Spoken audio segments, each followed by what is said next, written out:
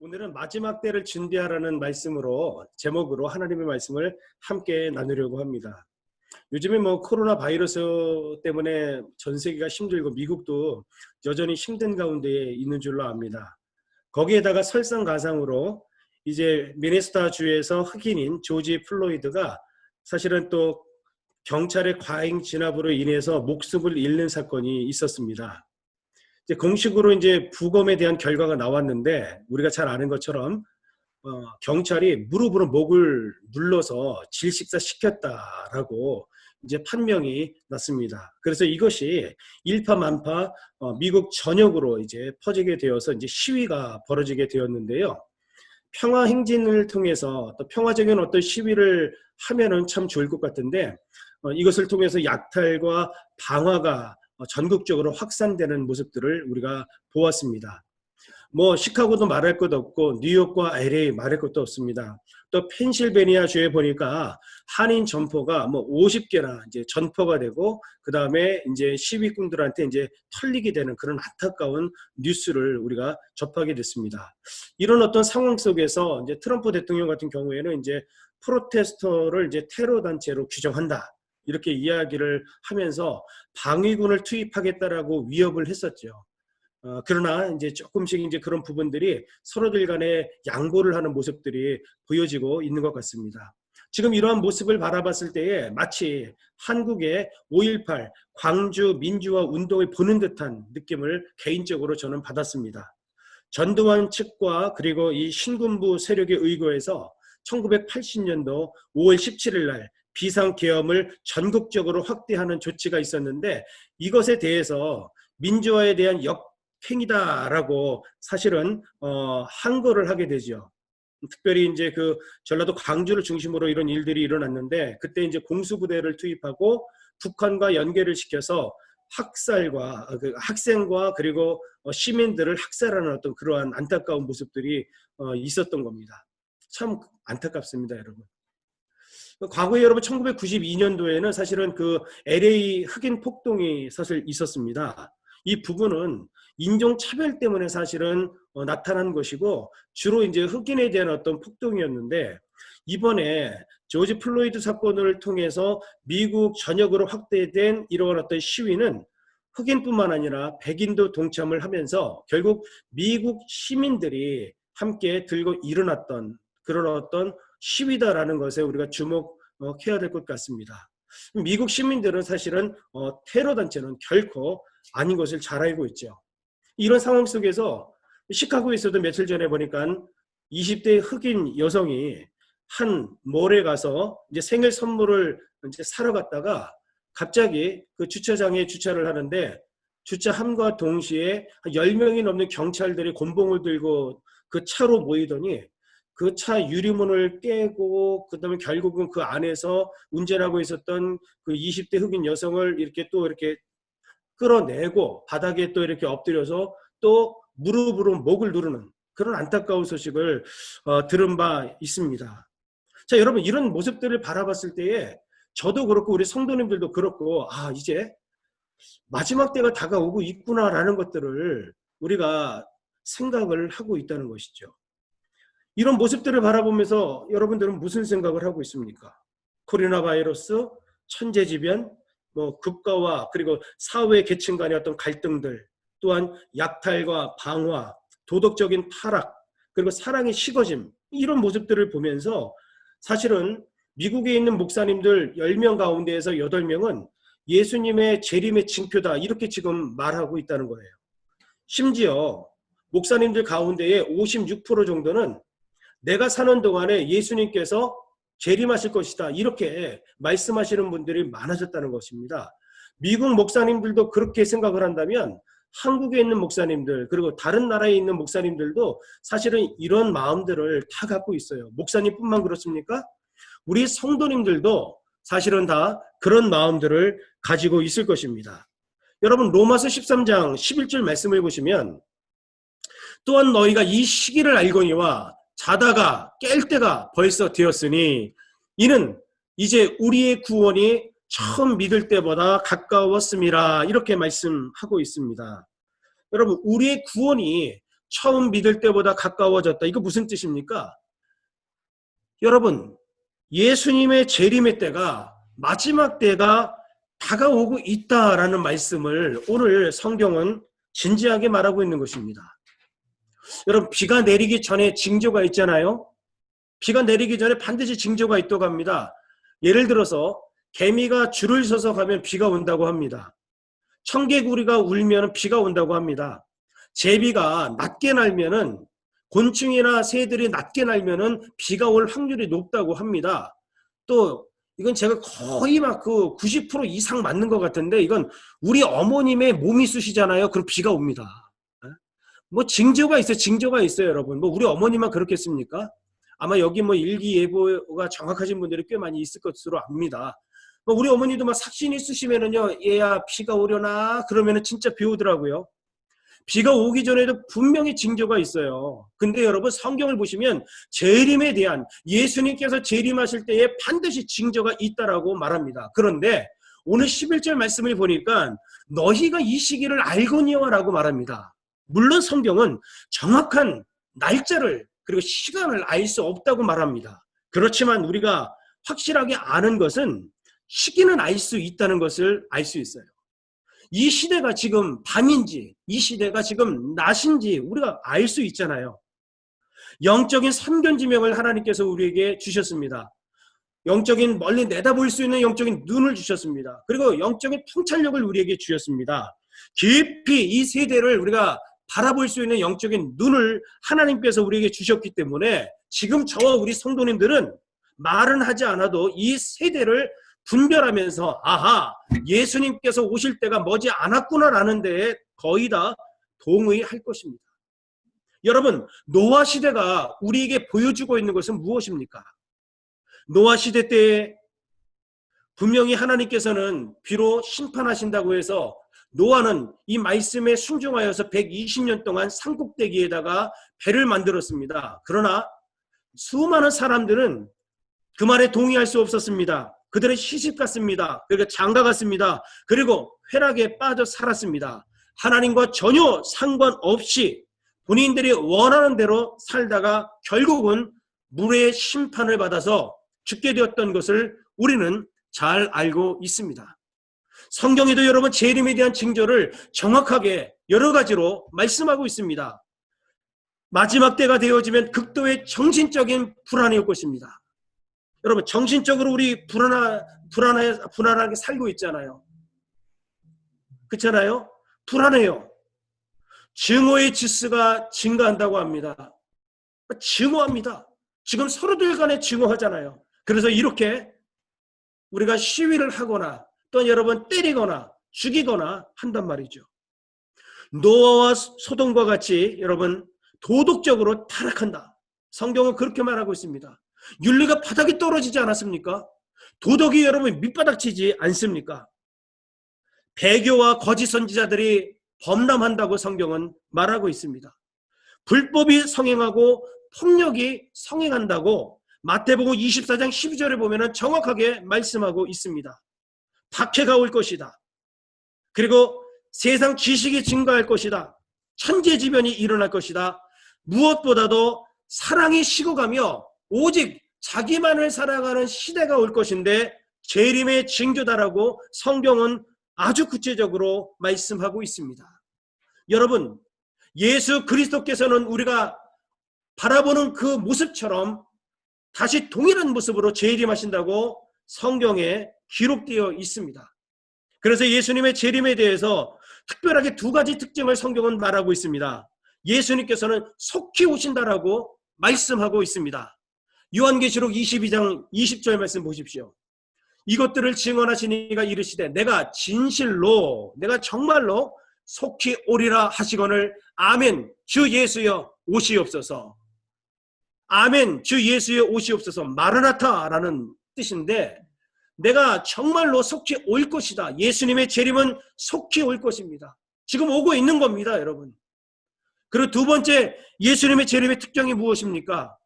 도둑처럼 임한다라고 성경은 말합니다. 데살로니가전서 5장 1절과 2절의 말씀 보십시오. 형제들아 때와 시기에 관하여는 너희에게 쓸 것이 없음은 주의 날이 밤에 도둑같이 이를 줄을 너희 자신이 자세히 알기 때문이라.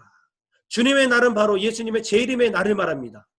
예수님께서 심판주로 오실 때에는 도둑같이 임하신다. 아무도 모르게 영적으로 잠을 자고 있을 때에 예수님께서 재림하시기 때문에 깨어있는 자만이 예수님을 볼 수 있다라고 성경은 말씀하고 있습니다.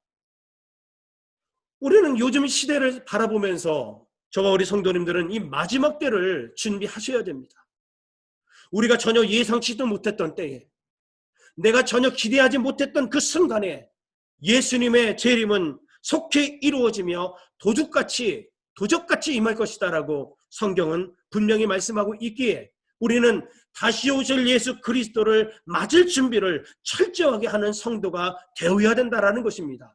그래서 오늘 본문의 말씀을 보게 되어지면 두 가지로 우리가 이 마지막 때를 어떻게 준비할 것인가에 대해서 성경은 말씀하고 있습니다. 여러분, 첫 번째 무엇입니까? 깨어서 기도하라, 깨어 있으라라고 성경은 분명히 말씀하고 있습니다. 여러분, 성경에 보면은 창세기에 보면은 에녹이라는 사람이 나오잖아요. 이 에녹은 그 당시에 의로운 의인이었습니다. 그는 365년 동안 우리 하나님과 늘 항상 동행했던 사람입니다. 그런데 그가 동행할 수 있었던 근거가 뭔지 아십니까? 그의 아들 무드셀라 때문에 그랬습니다. 이 무드셀라는 969세까지 산 사람인데 그 무드셀라의 이름의 뜻은 그가 죽으면 심판이 온다, 이런 뜻입니다. 그가 죽으면 반드시 심판이 온다. 그가 죽으면 반드시 끝이 온다. 이게 바로 이름의 뜻이에요. 그 무드셀라를 바라보면서 그는 늘 깨어서 마지막 때를 준비하며 살고 있었기 때문에 죽음을 보지 않고 우리 하나님께서 이 에녹을 하늘로 올리고 갔음을 성경은 말씀하고 있습니다. 여러분, 에녹도 그의 평생 동안 깨어 있었습니다. 그리고 예수님의 재림의 때, 하나님의 어떤 때를 늘 준비하고 살았던 자가 바로 에녹이었던 것입니다. 저와 우리 성도님들도 오늘 말씀을 통해서 깨닫는 것은 무엇입니까? 깨어 있으라, 깨어 기도하라. 성경은 분명히 말씀하고 있습니다. 로마서 13장 11절 말씀 다시 한번 함께 읽어봅시다. 시작. 또한 너희가 이 시기를 알거니와 자다가 깰 때가 벌써 되었으니 이는 이제 우리의 구원이 처음 믿을 때보다 가까웠음이라. 아멘.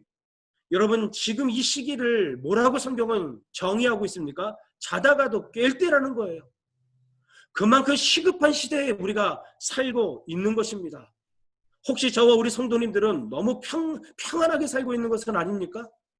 너무 여러분 무감각하게 살고 있는 것은 아니냐라는 뜻입니다. 하나님하고는 전혀 상관없이 내가 원하는 대로, 내 마음대로, 내 스스로가 하고 싶은 대로 살고 있지는 않느냐라는 거예요. 깨어 있으시기를 주의 이름으로 축원합니다. 성경에 보면은 졸거나 혹 자다가 봉변당한 사람들이 많습니다. 여러분, 요나를 보십시오. 하나님의 낯을 피하여 도망가던 중에 배 밑에서 잠자다가 이방 사람들한테 책망과 수치를 받지 않았습니까? 삼손은 어떻습니까? 드릴라 무릎을 베고 자다가 원수에게 붙잡히게 되어지고 결국 두 눈이 뽑혀서 짐승처럼 맷돌을 돌리는 여러분 그런 신세가 되지 않았습니까? 사도행전에 보면은 유두고라는 청년이 나옵니다. 청년입니다, 여러분. 청년. 유두고 청년. 바울이 설교하고 있는데 좀 길게 했나 봐요. 결국 어떻게 됩니까? 졸다가 3층에서 떨어져서 죽었습니다. 하나님께서 그를 불쌍히 여겨서 바울을 통해서 다시 살려주시기는 했지만 성경 여러 곳에 보니까 잠을 자다가 낭패본 사람들이 많습니다. 특별히 여러분 마지막 때는 더합니다. 우리가 영적으로 깨어있지 못하고 우리가 지속적으로 잠을 자게 되어져서 영적으로 무감각하게 되어지면 우리는 엄청난 낭패를 당하게 될 것입니다.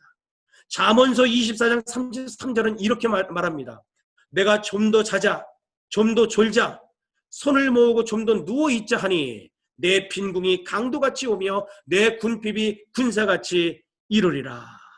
여러분, 영적인 잠을 깨시기를 주의 이름으로 축원합니다. 편하다고 좋다고 영적인 잠을 계속해서 잠을 자면 안 됩니다. 말씀을 들을 때에, 기도할 때에 우리가 잠을 자는 것은 마귀가 가장 좋아하는 일 아니겠습니까? 왠지 아십니까? 영적으로 둔감해지기 때문입니다. 영적으로 게을러지기 때문입니다. 영적으로 나태해지기 때문입니다. 영적으로 민감하지 못하기에 예수님이 오셨는지 가셨는지 아무것도 모르는 거예요. 지금 이런 시대에 우리가 살고 있는데 예수님의 재림에 대해서는 아무것도 생각도 하지 않고 우리 그냥 살아가고 있단 말이죠. 그러나 성도님들이 원하든 원하지 않든 예수님의 재림의 때는 점점 다가온다는 사실을 우리는 믿으셔야 한다는 겁니다. 그래서 성경은 뭐라고 이야기합니까? 누가복음 22장 46절 말씀을 보면은 이르시되 어찌하여 자느냐? 시험에 들지 않게 일어나 기도하라 하시니라. 기도하지 않으면 시험 듭니다. 깨어서 기도해야 된다는 거예요. 영적으로 깨어 있으라가 무슨 의미입니까? 깨어서 기도하라는 거예요. 이 세대를 분별하라는 것입니다. 그러므로 저와 우리 성도님들은 이 마지막 때에 다른 사람이 잔다고 해서 영적으로 우리 또한 잠들면 안 되는 겁니다. 오히려 잠자고 있는 영혼들을 깨우는 파수꾼의 그런 사명을 우리는 감당해야 됩니다. 베드로전서 5장 8절 말씀을 보십시오. 근신하라, 깨어라. 너희 대적 마귀가 우는 사자같이 두루다니며 삼킬 자를 찾나니. 이미 시작되고 있지 않습니까? 아니요. 이미 사자가요. 우는 사자가 악한 영들이 믿는 사람들을 넘어뜨리기 위해서 갖은 수단을 다 해서 지금 흔들고 있고 어쩌면 저와 우리 성도님들도 그런 시험에 들어 있을 수도 있다는 사실을 우리는 기억해야 됩니다. 우는 사자와 같이 삼킬 자를 두루 찾아다니는 마귀에게서 우리가 승리할 수 있는 유일한 비결이 무엇입니까? 그것은 우리가 근신하면서 깨어있는 것입니다. 영적으로 깨어있는 겁니다. 영적으로 깨어서 우리가 기도할 때에 우리는 승리할 수 있다. 그래서 지금은 자다가도 깰 때라고 이야기를 하는 거예요. 얼마나 급하면 자다가 깨야 됩니까, 여러분? 언제 자다가 잠이 깹니까, 여러분? 제가 곰곰이 이 말씀을 묵상했어요. 오늘 아침까지도 이걸 제가 묵상해 봤습니다. 나는 과연 잠을 자다 언제 깨는가? 첫 번째는 깜짝 놀라면 제가 잠을 깹니다. 갑자기 지난번에 한번 여러분 그 썬들 친 적 있잖아요. 번개 친 적 있잖아요. 번개 치고 천둥 치고 하는 게 자다가 제가 벌떡 일어났습니다. 깜짝 놀래가지고. 그러니까 외부에서 심하게 영향을 받으면 깨는 것 같아요. 잠을 자다가. 근데 두 번째, 이 말씀에 한번 주목해 보십시오. 긴장하고 잠을 자게 되면은 팔딱팔딱 여러분 깨는 것 같아요. 제가 이제 군대 다닐 때 남자분들은 뭐 군대 갔다 오신 분들은 다 경험을 했을 것입니다. 불침번호를 씁니다. 밤새 여러분 적이 부대에 침투할 수도 있으니까 1시간씩 돌아가면서 불침번호를 써요. 그 순번이 있는데요. 제 2등병 때 제가 생각나는 게 뭐냐면은 이 고참이 말이죠. 제가 이렇게 자고 있으면은 제 귀에다 대고 이렇게 이야기를 합니다. 기사, wake up. 귀가 간지러우신가요? 여러분 그 정도로 속삭여요. 기사. 근데요. 이병, 청, 민, 영 이러고 일어나요. 제가 여러분 첫 휴가를 나갔는데요. 저희 형이 또 짓궂습니다. 자고 있는데 제 귀에다가 와가고 또 속삭입니다. 정이병, 기사, 웨이커, 이병, 청, 민, 양 하고 벌떡 일어났거든요. 우리 어머님이 이 모습 보고 울었어요. 얘가 군대 가서 이렇게 사는구나. 마음이 아파가지고. 우리가 긴장하면 여러분 기사 이 소리만 해도 벌떡 눈이 띄어지는 겁니다. 여러분 긴장하셔야 됩니다. 영적으로 긴장하시기를 주의 이름으로 간절히 축원합니다. 여러분 모기 소리에도 긴장하면 다 들리는 거예요. 그렇잖아요. 지금 그런 세대에 우리가 살고 있는데 여러분 또 우리는 뭐 야 기상 빰빠람빰빰 빰빰빰 막 그냥 뭐 알람을 울리고 뭐 해도 여러분 못 일어나는 사람들 많습니다.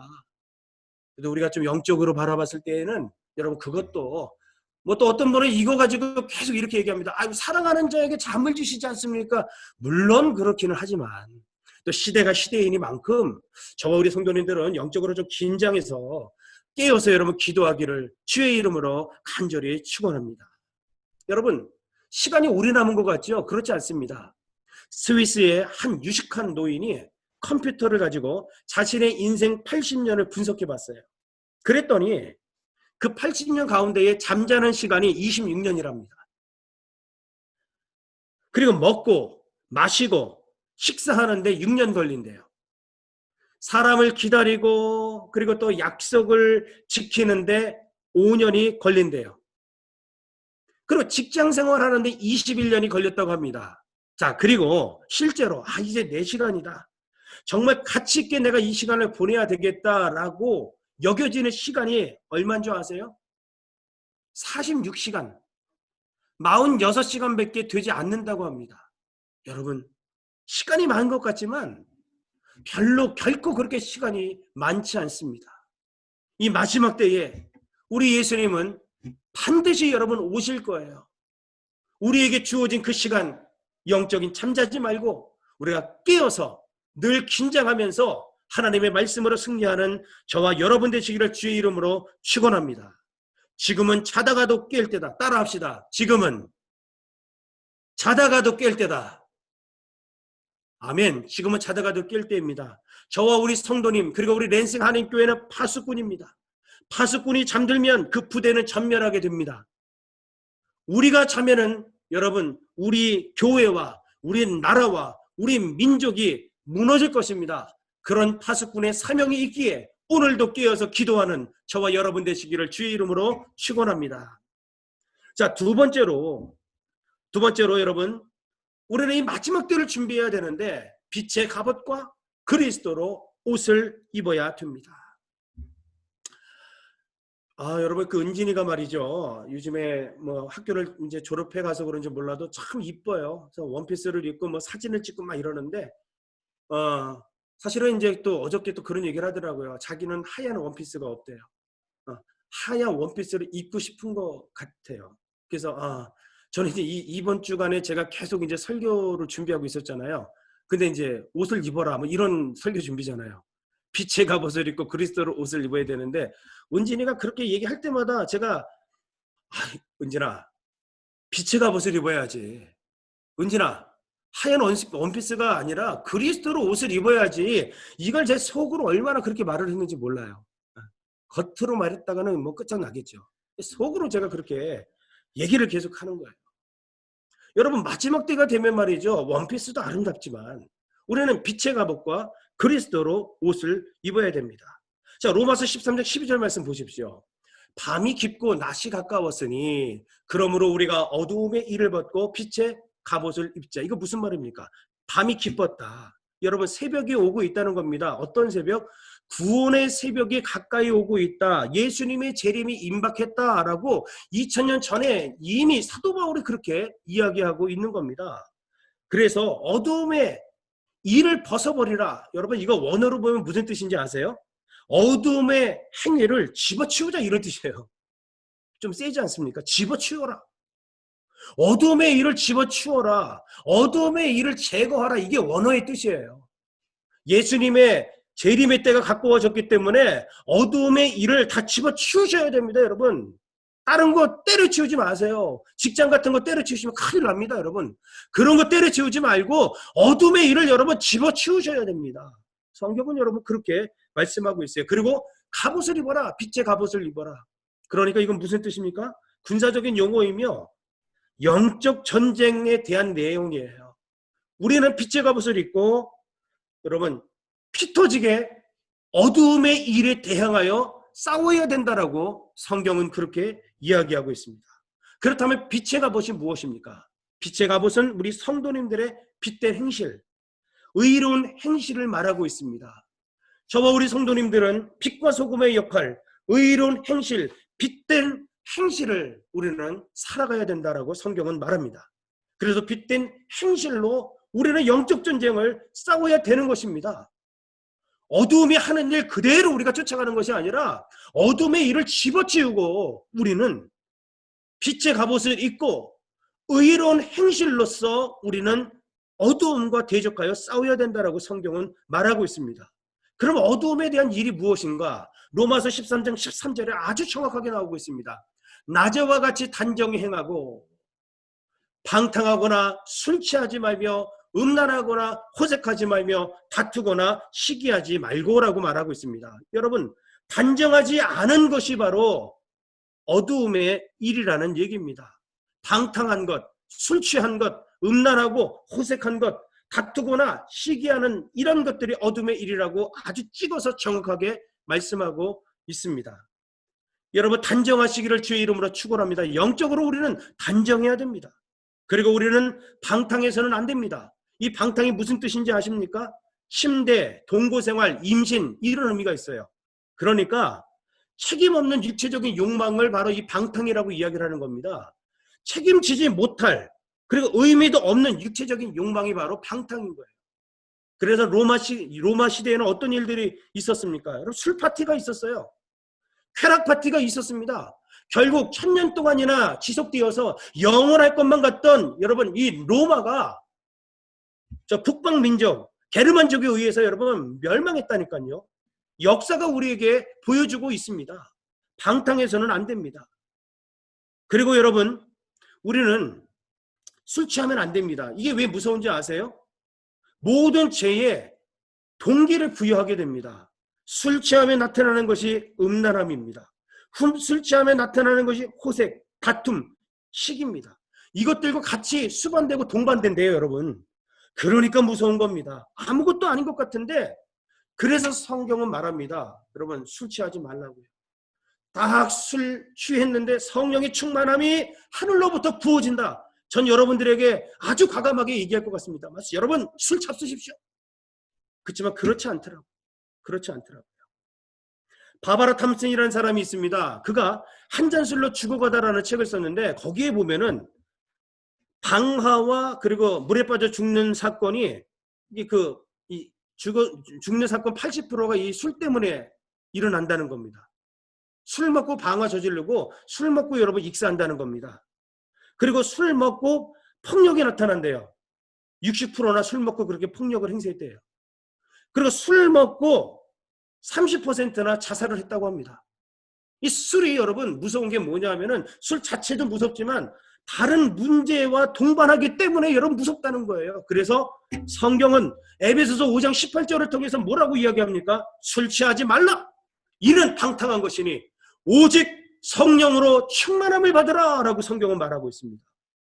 술 취하는 것하고요, 성령 충만한 것하고 여러분 같은 레벨로 지금 사용하고 있는 겁니다. 얼마나 중요한지 몰라요. 성령의 충만함을 받으시기를 주의 이름으로 축원합니다. 이것이 바로 무엇입니까? 빛의 갑옷을 입고 우리는 어두움의 일과 피터져서 싸워야 될 이유가 바로 여기에 있는 겁니다. 마태복음 5장 16절 말씀을 보십시오. 이같이 너희 빛을 사람 앞에 비추게 하여 저희로 너희 착한 행실을 보고 하늘에 계신 너희 아버지께 영광을 돌리게 하라. 우리의 빛된 행실을 사람들 앞에 비추게 되어지면 다른 사람들이 우리의 빛된 모습을 바라보고 하나님께 영광을 돌린다라고 말하고 있습니다. 무슨 얘기입니까?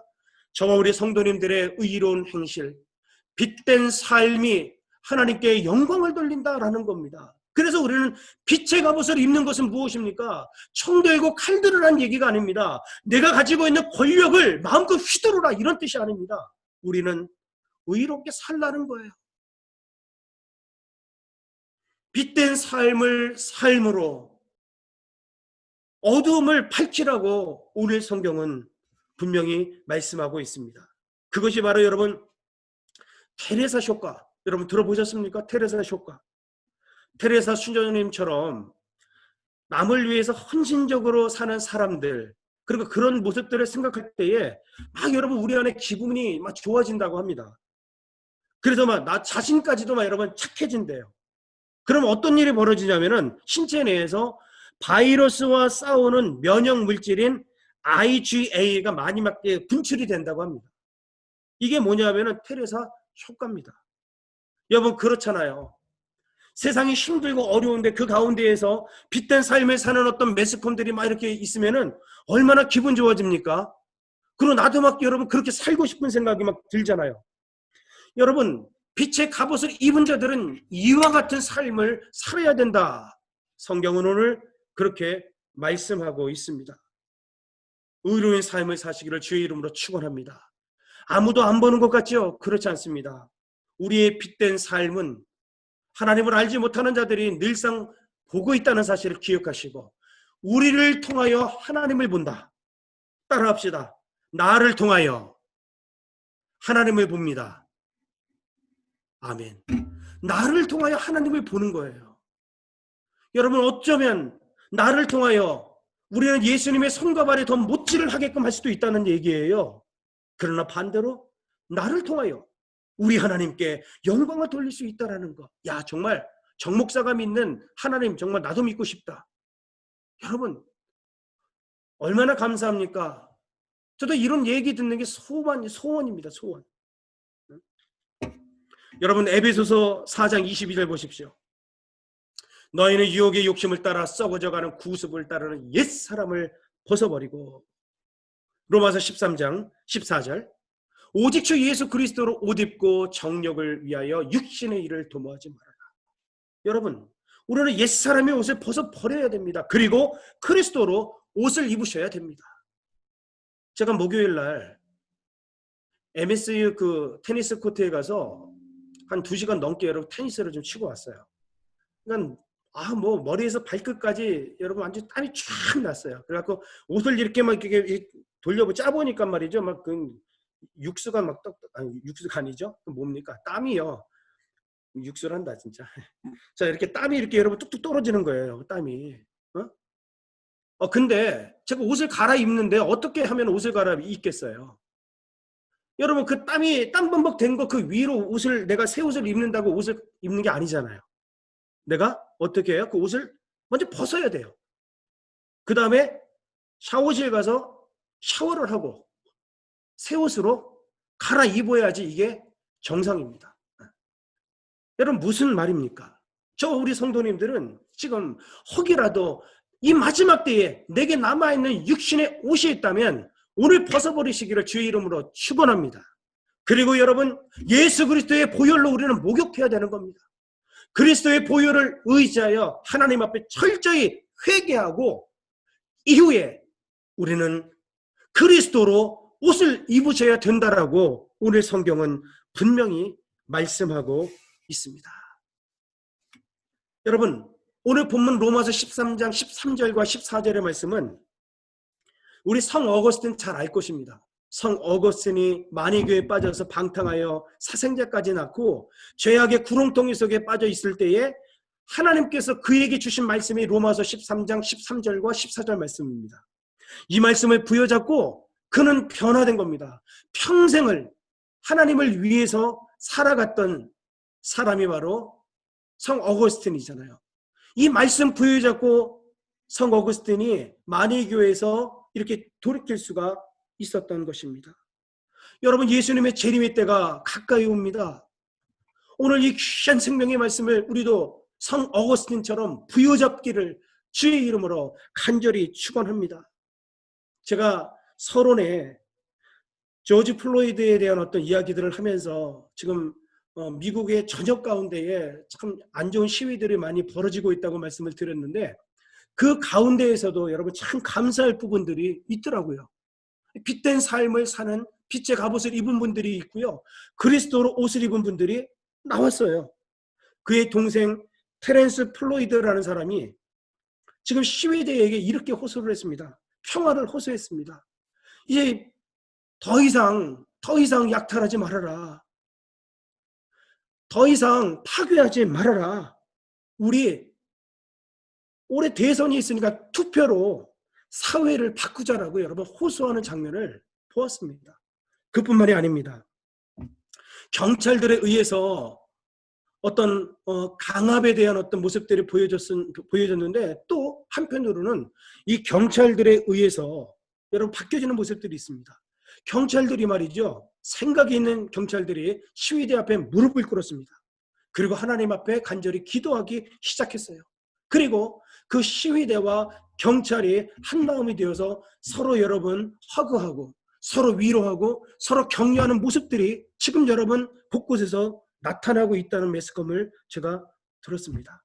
그래서 성이 나고 화가 난 그런 어떤 무리들의 마음들을 지금 녹이고 있는 모습들을 우리가 한편으로 볼 수 있다는 것이죠.